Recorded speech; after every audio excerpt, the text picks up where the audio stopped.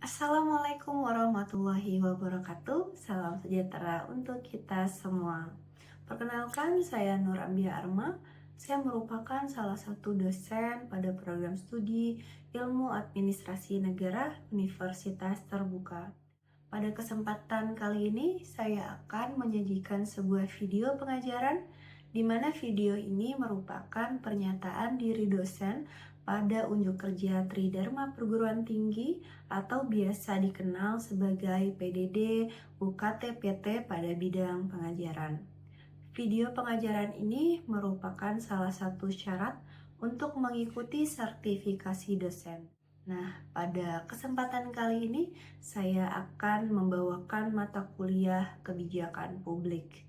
Mata kuliah kebijakan publik merupakan mata kuliah yang sifatnya wajib diambil oleh mahasiswa dengan bobot SKS-nya sebesar 3 SKS dan berada pada semester 2. Pertemuan ini terdiri dari 16 kali pertemuan dan adanya ujian semester akhir di pertemuan ke-16. Mata kuliah kebijakan publik secara garis besar mengemukakan kebijakan publik sebagai sebuah proses yang terdiri dari kegiatan merumuskan, mengimplementasikan, serta mengevaluasi hasil dan dampak kebijakan. Dalam mata kuliah ini, proses tersebut dijabarkan menjadi 5 kegiatan utama, yaitu pertama, mengidentifikasi dan merumuskan masalah kebijakan. Yang kedua, menyusun kebijakan. Yang ketiga, memformulasikan kebijakan. Yang keempat, mengimplementasikan kebijakan. Serta yang kelima, mengevaluasi hasil dan dampak kebijakan. Karena kebijakan publik merupakan kegiatan yang dinamis dan dilakukan secara terus-menerus, maka akan dijelaskan mengenai perubahan kebijakan sebagai upaya reformasi untuk berinovasi memperbaiki mutu kebijakan.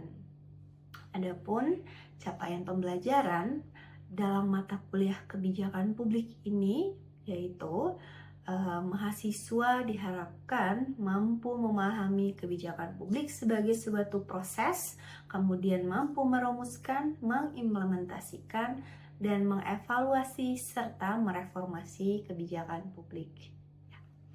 Adapun dalam mata kuliah kebijakan publik ini, materi pembelajarannya kurang lebih ada 9. Yang pertama, definisi dan makna kebijakan publik. Yang kedua, model atau pendekatan kebijakan publik.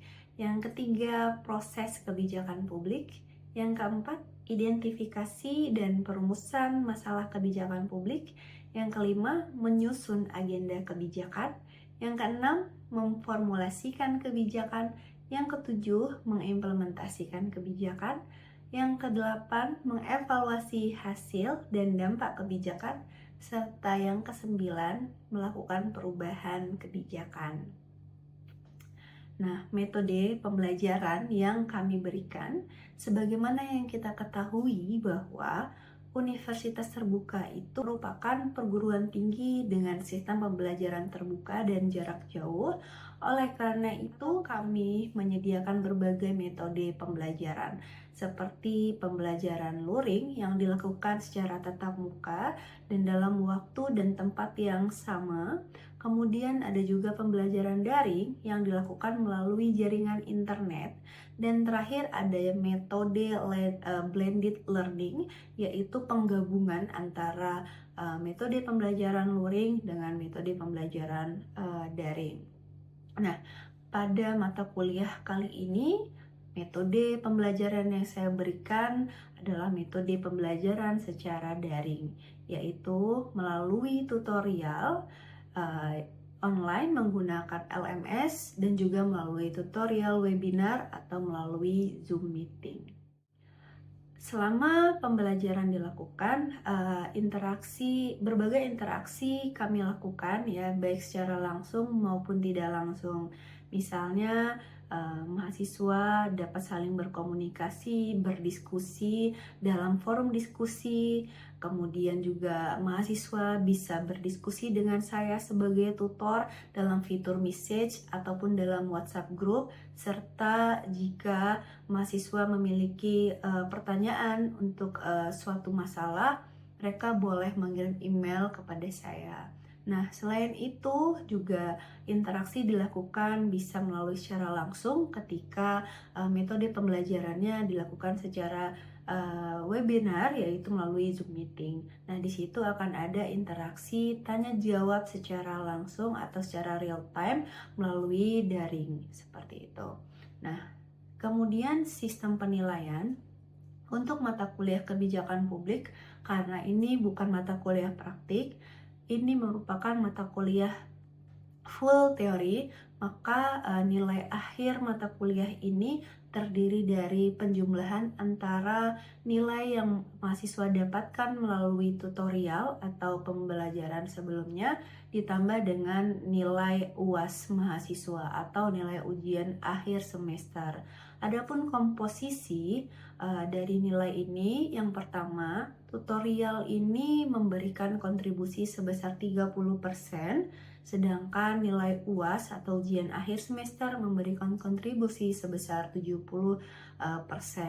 Nah, untuk nilai pembelajaran melalui tutorial, ini ada beberapa penilaian juga, termasuk di dalamnya adalah kehadiran mahasiswa, kemudian keaktifan mahasiswa dalam berdiskusi dan mengerjakan pertanyaan di dalam diskusi begitu, dan juga ada penilaian terhadap tugas-tugas yang saya berikan kepada mahasiswa seperti itu.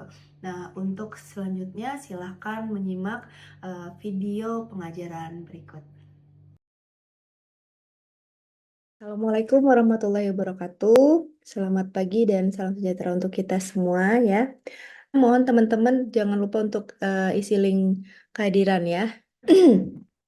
Jadi agenda kita kali ini itu membahas 3 ya. Yang dari 3 agenda ini, capaian pembelajaran kita pagi ini adalah diharapkan teman-teman sebagai mahasiswa nanti mampu menjelaskan apa itu definisi dari kebijakan publik. Kemudian apakah kebijakan publik dan kepentingan publik ini merupakan hal yang sama. Dan yang ketiga, teman-teman diharapkan mampu menjelaskan berbagai tipologi dari kebijakan publik, definisi dan makna kebijakan publik ya. Nah, dari definisi kebijakan publik ini banyak sekali para pakar yang telah memberikan pandangannya untuk memahami apa sih sebenarnya kebijakan publik itu. Nah, di dalam modul kebijakan publik di modul 1 ya, saya sudah merangkum beberapa pakar yang mendefinisikan kebijakan publik. Yang pertama, menurut Thomas R. Day ini, kebijakan publik adalah apapun yang dipilih oleh pemerintah untuk dilakukan atau tidak dilakukan.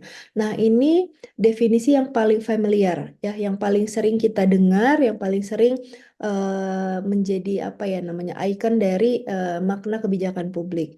Jadi apapun yang dipilih oleh pemerintah untuk dilakukan atau tidak dilakukan seperti itu. Nah, kemudian dari James E. Anderson mengatakan bahwa kebijakan publik adalah serangkaian tindakan yang bertujuan dan dilakukan serta diikuti oleh seorang aktor atau sejumlah aktor berkenaan dengan adanya masalah tertentu. Nah, kemudian kita lihat definisi dari William J.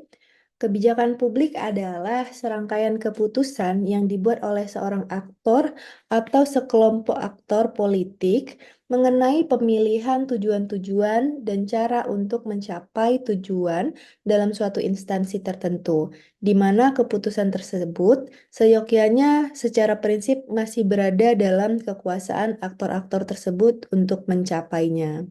Nah, kemudian Charles L. Cochrane ini mengatakan bahwa kebijakan publik terdiri dari berbagai keputusan politik untuk melaksanakan program-program demi tercapainya tujuan-tujuan masyarakat.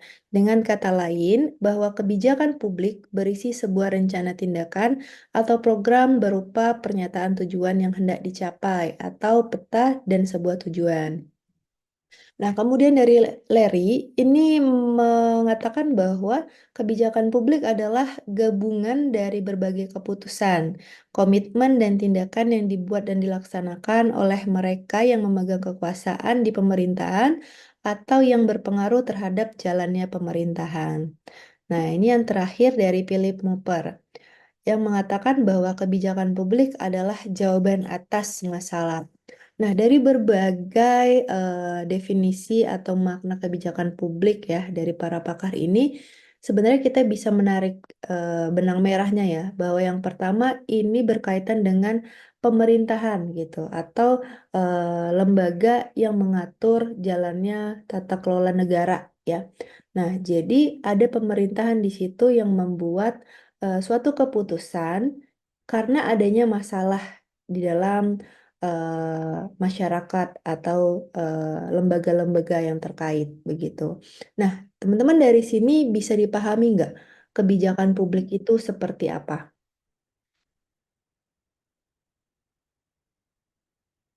Gimana? Sudah bisa dipahami? Paham, Bu. Benar ya? Oke, kita lanjut. Nah, kemudian kita masuk ke hal yang kedua, ya. Kalau teman-teman sudah paham apa arti dari kebijakan publik tadi, ya, menurut teman-teman, kebijakan publik itu dengan kepentingan publik itu sama atau tidak? Hmm, tidak sama. Oke, kenapa Kak Dede? eh kalau kalau kebijakan publik mah lebih ke tindakan dari pemerintah untuk untuk yang pokoknya yang ada tujuannya deh, Bu. Jadi yang memiliki tujuan tertentu itu yang harus dicapai. Kalau kepentingan publik mah lebih ke eh pokoknya segala sesuatu yang dianggap bermanfaat atau penting bagi masyarakat luas. Oke, ada lagi yang lain kira-kira? Saya, Bu, Oke, silakan Mbak Suci.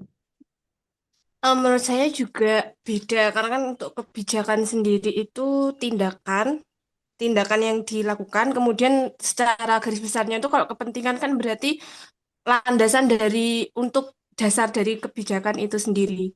Jadi secara dasarnya kayak gitu. Oke, terima kasih Kak Suci sama Kak Dede. Jadi benar ya teman-teman, kebijakan publik dan kepentingan publik ini berbeda, namun mereka saling berkaitan. Sebagaimana yang disampaikan oleh Kak Suci tadi, bahwa kepentingan publik ini menjadi landasan gitu ya, jadi dasar. Nah, untuk lebih memahami perbedaan itu, kita perlu mempelajari atau memahami makna daripada nilai ya. Jadi sebelum itu kita harus tahu si pembuat kebijakan ya, yaitu pemerintah ini memiliki peran. Yang pertama, dia harus mendefinisikan masalah ya. Ketika mereka ingin membuat suatu kebijakan publik, maka mereka harus mendefinisikan masalah. Ya. Kemudian yang kedua harus menetapkan program sebagai sarana untuk memecahkan masalah. Jadi berangkat dari adanya masalah, kemudian mereka berdiskusi menetapkan program apa dan sarana seperti apa yang sesuai untuk menyelesaikan masalah tersebut gitu. Nah, yang ketiga harus mengartikulasikan dan menganalisis nilai-nilai yang saling bertentangan yang muncul pada solusi pemecahan masalah dan menilai hubungannya dengan nilai yang dicari. Nah, di sini ada kata nilai ya.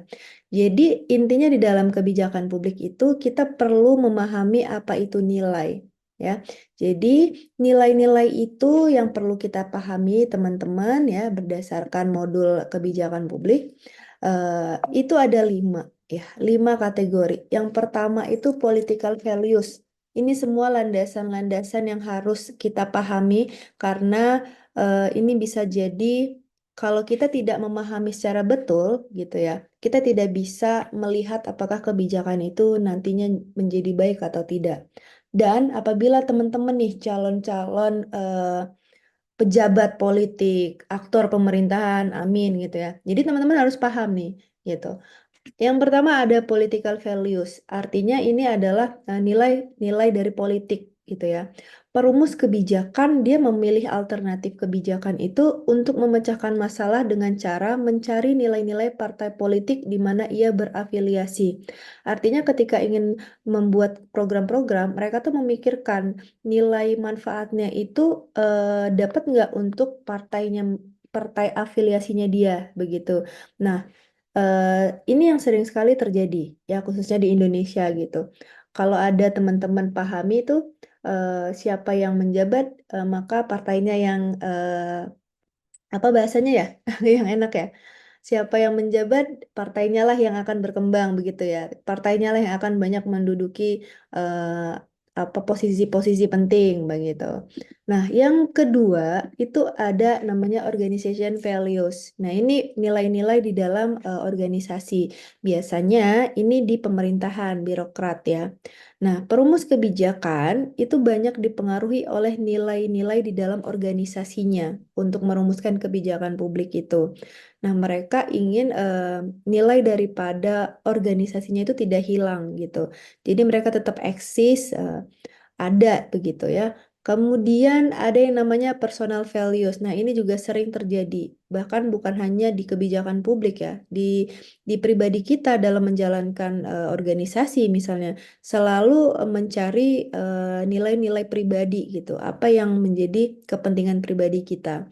Nah, perumus kebijakan akan menggunakan nilai kepentingan pribadi untuk merumuskan suatu kebijakan publik. Nah, ini kalau misalnya kita terlalu egois, sebenarnya tidak baik juga ya, hanya mementingkan diri sendiri. Kemudian ada juga yang namanya policy values ya. Jadi nilai dari kebijakan itu sendiri. Perumus kebijakan akan dinilai telah bekerja dengan baik dan tepat secara moral bila mereka mendasarkan perumusan kebijakannya itu pada kepentingan publik, bukan kepentingan pribadi atau golongan.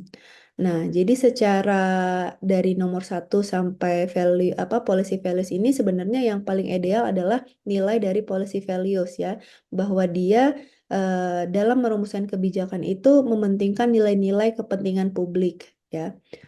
Kemudian yang terakhir itu ada ideologi values. Jadi nilai-nilai ideologi ya.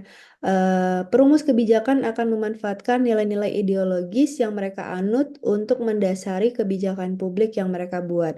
Ideologi ini misalnya kayak kalau Indonesia itu dia lebih mengutamakan ideologi Pancasila gitu ya. Jadi ketika kita membuat atau para aktor membuat atau merumuskan kebijakan, mereka itu melihat nilai-nilai yang terkandung di dalam Pancasila begitu. Nah, maka ketika kita sudah memahami nilai-nilai yang penting itu tadi, kita jadi tahu sebenarnya yang menjadi efektif untuk merumuskan kebijakan itu menggunakan nilai-nilai yang mana, begitu. Seperti yang saya sampaikan tadi, dari kelima ini yang paling bagus gitu ya, itu adalah kalau kita berangkat dari nilai itu kepentingan publik. Kemudian juga merumuskan menggunakan nilai-nilai dari ideologis begitu ya. Jangan sampai kita terlalu egois hanya mementingkan diri sendiri dan golongan kita begitu. Nah, kemudian ini perbedaannya teman-teman. Jadi kebijakan publik kalau secara definisi tadi dia merupakan serangkaian keputusan, tindakan atau program yang dibuat oleh pemerintah untuk menangani masalah tertentu dalam masyarakat. Nah, sedangkan kalau kepentingan publik itu dia lebih kepada nilai ya. Kemudian kebutuhan atau harapan bersama yang dianggap penting oleh masyarakat secara umum. Nah, kalau dari sudut atau aspek sifat, kebijakan publik ini bersifat konkret. Dia bisa dianalisis, kemudian ada tahap-tahap perumusannya, ada pelaksanaannya, dan kemudian dia akan dievaluasi. Nah, evaluasi ini nanti yang akan kita lihat bahwa kebijakan yang telah dijalankan itu memang benar bermanfaat atau tidak, begitu. Nah, sedangkan kepentingan publik sifatnya itu abstrak, normatif, dan seringkali menjadi dasar atau tujuan ideal.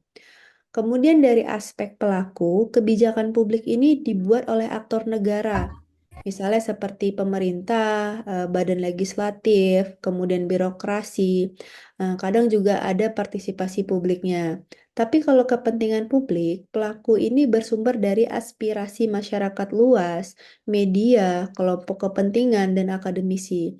Nah, kenapa bukan hanya masyarakat saja? Karena sekarang kita sudah sudah berada pada era tata kelola pemerintahan itu governance ya, governance di mana aktor-aktornya itu bukan lagi tentang pemerintah saja, tapi di situ juga ada kolaborasi antara masyarakat, kemudian media, kemudian kelompok kepentingan dan juga akademisi, bahkan ada sektor swasta, perusahaan-perusahaan seperti itu. Nah, kemudian kalau dari aspek tujuan, kebijakan publik ini dia tujuannya menyelesaikan masalah publik atau mencapai tujuan pembangunan. Ya, sedangkan untuk kepentingan publik, tujuannya itu adalah menjaga atau memenuhi hak keadilan, kesejahteraan, dan keamanan masyarakat. Ya, contohnya nih, misalnya kalau kebijakan publik itu kebijakan subsidi pendidikan, regulasi lingkungan hidup, kebijakan pengendalian inflasi. Nah, kenapa misalnya pemerintah membuat kebijakan subsidi terhadap orang miskin misalnya, atau subsidi untuk kesehatan dan untuk pendidikan? Karena ternyata banyak masalah dulu sebelum kita disubsidi pendidikannya, banyak masyarakat Indonesia itu yang angka sekolahnya apa sih namanya itu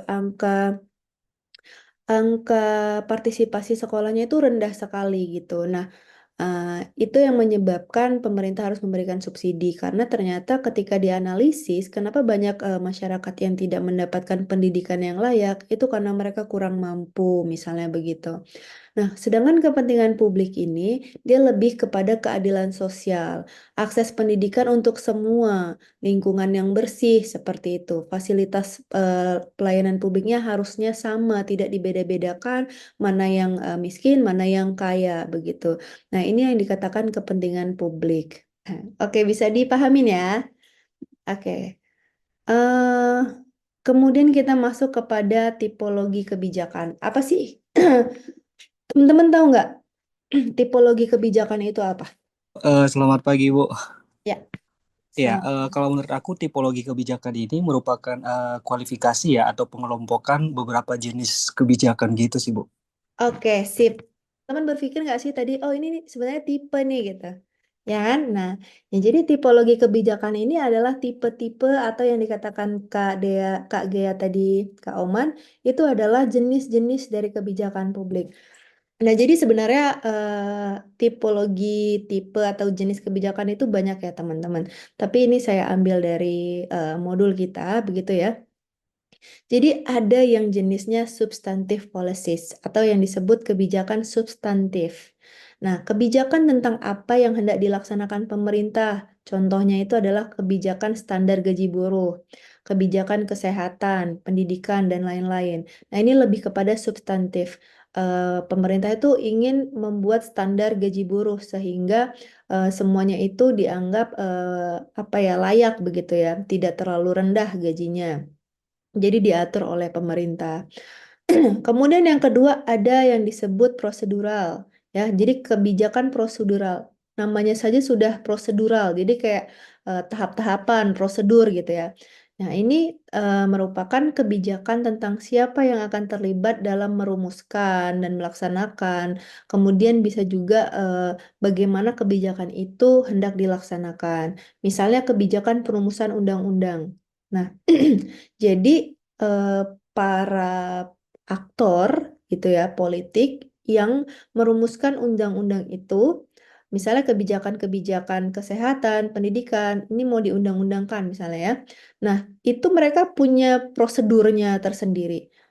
Seperti apa tahapannya. Nah, jadi itu dibuat juga kebijakannya, kebijakan untuk perumusan undang-undang. Kemudian untuk melaksanakan pilkada itu kan ada alurnya, syaratnya dan segala macam. Nah, itu dibuatkan kebijakannya gitu.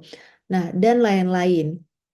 Yang ketiga itu ada promosional. Jadi kayak kebijakan promosional yang dimaksudkan untuk memberikan insentif bagi individu atau perusahaan untuk melakukan sesuatu yang sebenarnya mereka enggan melakukannya, kecuali diberi hadiah atau insentif. Misalnya kebijakan pemberian subsidi, kebijakan kontrak kerja, kebijakan perizinan lisensi begitu. Jadi hanya untuk beberapa individu yang membutuhkan saja. Nah, kemudian yang keempat ada regulatory. Jadi kebijakan regulatori ini untuk mengatur atau mengendalikan tindakan individu atau kelompok. Maksudnya untuk mengurangi kebebasan atau keleluasaan dalam bertindak. Nah, karena kalau tidak dikeluarkan kebijakan regulatori ini, masyarakat bisa bertindak atau berperilaku sesuka hati. Jadi misalnya seperti kebijakan tindakan kriminal, ya, seperti apa namanya menyebarkan foto secara sembarangan tanpa apa namanya tanpa izin dari yang punya gitu ya. Itu kan salah satu regulatory untuk apa namanya ya, tindakan kita itu diatur begitu, tidak sesuka hati kita. Kemudian seperti kebijakan peredaran narkoba, tidak diperbolehkan seperti itu. Kalau tidak ada kebijakan-kebijakan seperti ini, waduh, gawat, semua masyarakat Indonesia bisa dengan bebas jual beli narkoba begitu ya, dan lain sebagainya. Nah, kemudian yang kelima itu ada self-regulatory policies. Nah, ini hampir sama sebenarnya dengan kebijakan regulatory, tapi peruntukannya itu lebih kepada ini dicari-cari ya secara individu ataupun kelompok. Dicari dan didukung oleh mereka yang menjadi sasaran kebijakan untuk melindungi diri atau meningkatkan tercapainya kepentingan pribadi. Nah, misalnya kebijakan sertifikasi dosen seperti yang saya lakukan gitu ya. Nah, ini karena saya merasa saya membutuhkan, maka saya cari ini kebijakannya seperti apa aja. Kemudian seperti kebijakan standarisasi makanan bersertifikat halal. Nah, ini kan dibutuhkan sekali untuk pengusaha-pengusaha makanan atau kosmetik juga sekarang kan harus bersertifikat halal begitu ya, banyak sekali keuntungannya. Nah, ini semacam kebijakan yang memang dibutuhkan individu atau sekelompok yang mereka memang butuh untuk usahanya atau dirinya sendiri. Begitu. Kemudian ada juga tipe atau jenis kebijakan distributif. Ya, ini untuk memberikan atau mendistribusikan pelayanan atau keuntungan tertentu kepada kelompok penduduk tertentu, misalnya individu, kelompok masyarakat, atau perusahaan untuk meningkatkan aktivitasnya yang dinilai punya misi sosial yang sangat diinginkan masyarakat. Ya, jadi dia punya misi sosial yang sangat-sangat diinginkan oleh masyarakat. Contohnya adalah kebijakan dana BOS. Nah, ini kan banyak sekali nih masyarakat khususnya di pedesaan ya, yang masih mencari sekolah-sekolah gratis begitu. Kemudian ada juga beasiswa KIS dan lain sebagainya. Nah, ini sebenarnya bukan yang terakhir, tapi dalam buku modul kita ini salah satu tipologinya gitu. Ya, yang terakhir itu adalah kebijakan redistributif. Kebijakan untuk mengalokasikan kembali kekayaan atau kemakmuran ekonomi atau hak-hak dari satu kelompok kepada kelompok lain. Misalnya kebijakan perang melawan kemiskinan, kebijakan pajak pendapatan, kebijakan hak memilih di pemilu, dan kebijakan kesejahteraan sosial dan sebagainya. Silakan kalau ada yang mau bertanya. Oh, Bu Ambian, selamat siang. Mana sih proses identifikasi dan formulasi kepentingan publik? Saya ilustrasikan dalam tingkat level desa aja ya. Jadi salah satu contohnya itu adalah dalam pembangunan, kebijakan pembangunan misalnya. Untuk di level daerah, kemudian level desa, dalam proses membuat kebijakan pembangunan itu ada salah satunya namanya musrenbang. Ya, salah satu prosesnya. Pertama dari perangkat desanya mereka merencanakan kebijakan ke depan tuh 5 tahun ke depan atau 1 tahun ke depan itu mereka mau membangun apa saja. Nah, kemudian setelah mereka merencanakan, mereka mengundang para stakeholder yang berkaitan. Salah satunya seperti masyarakat, tokoh masyarakat, kemudian RT RW, mereka semua diundang untuk membahas ini kita mau buat pembangunan. Kira-kira dari masyarakat sendiri masyarakat membutuhkan apa. Di Musrenbang itulah masyarakat itu akan diberi ruang untuk menyuarakan aspirasinya. Mereka butuh apa? Nah, kenapa demikian? Karena pembangunan itu sejatinya adalah untuk masyarakat, bukan untuk oknum tertentu, bukan untuk politik atau bukan untuk negara gitu, tapi untuk masyarakat itu sendiri. Jadi mereka harus diikutsertakan karena mereka sendiri yang paling tahu kebutuhan mereka apa. Begitu Kak Bayu. Kira-kira bisa dipahami? Paham Bu. Terima kasih Bu. Ya. Baik, terima kasih saya ucapkan teman-teman untuk partisipasi dan kehadirannya pada kesempatan kita kali ini. Saya akhiri, wassalamualaikum warahmatullahi wabarakatuh.